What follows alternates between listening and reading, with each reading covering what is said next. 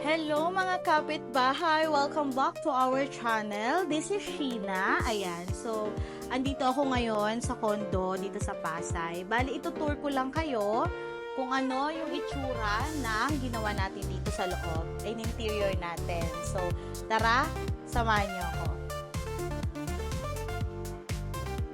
So guys, ayan, bago natin simulan ang ating condo tour, papakita ko muna sa inyo itong itsura ng condo bago natin simulan yung project.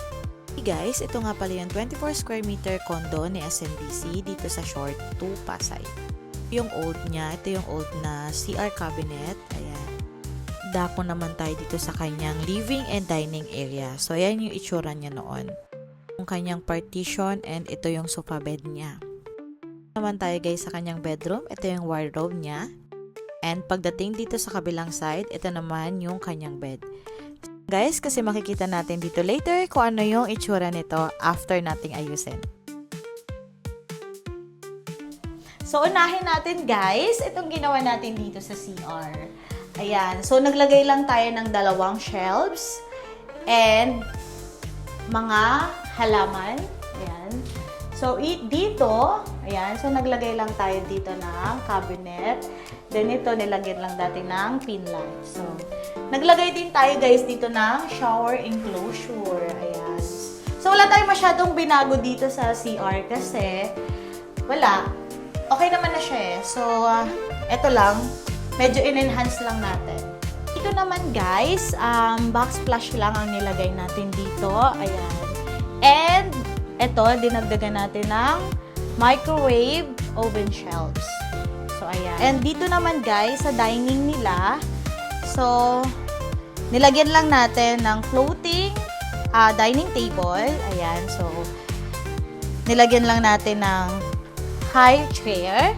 And then, maganda dito kasi meron siyang drawer. Ayan. So, very functional ang ating dining table. And then, naglagay lang tayo dito ng painting para naman hindi blank yung space niya. And then, ito yung mirror. Syempre, ano bang use ng mirror, di ba? Kailangan mukha siyang malaking area. So, ayan. Kaya naglagay tayo dito ng full body mirror. Ayan. And then, dito guys, ito yung tinatawag natin na luggage area. Kasi dito sa ilalim, pwede nilang ilagay yung mga luggage nila, yung mga guest natin. Ayan. So, eto, lagay lang tayo dito ng lamp, flower pot, and konting wall design lang para hindi naman blank ulit yung space. Then, fake books. And then, ito, drawer siya with keys. So, para yung mga personal item ng ating mga guest, dito lang natin siya na ilalagay. And then, this is our TV console. Ayan. So, naglagay tayo dito ng ito, yung TV rack natin, back wall with lighting, and yung fluted natin. So, yung fluted natin, ito yung walnut natin na color. And then, dito is, ayan. So, cabinet lang din. Functional pa rin siya. Marami pa rin tayong mailalagay dito sa loob. Pareha siya dito. Ayan. So, pareha siya dyan. And then, ayan, so naglagay lang tayo dito ng flower pot para naman meron tayong design. Ito naman ang ating wardrobe. Open lang yung ginawa natin dito. And then, ito yung drawer natin. So, ayan. Open nga pala kasi para hindi siya masikip. Tingnan.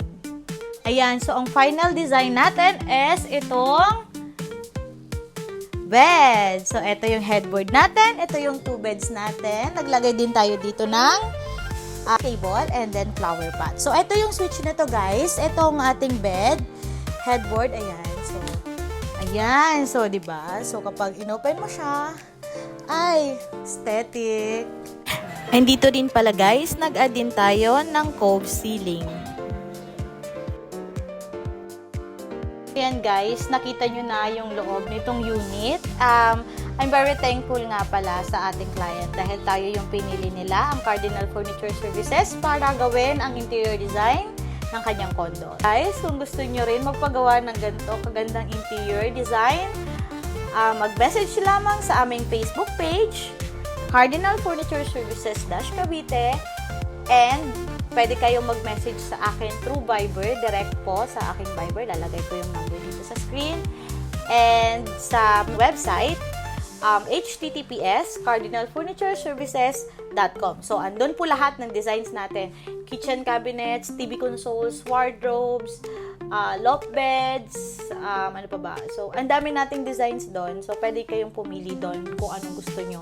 Kung wala pa kayong design, pwede kayong pumili doon. Kung may design naman kayo, pwede nyo kaming i-message, i-send nyo sa amin yung design, send nyo sa amin yung sukat para mabigyan natin ng quotation.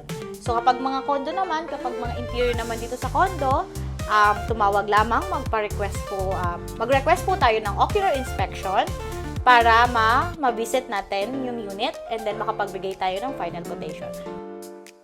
Ito na po natatapos ang ating vlog. See you on our next vlog.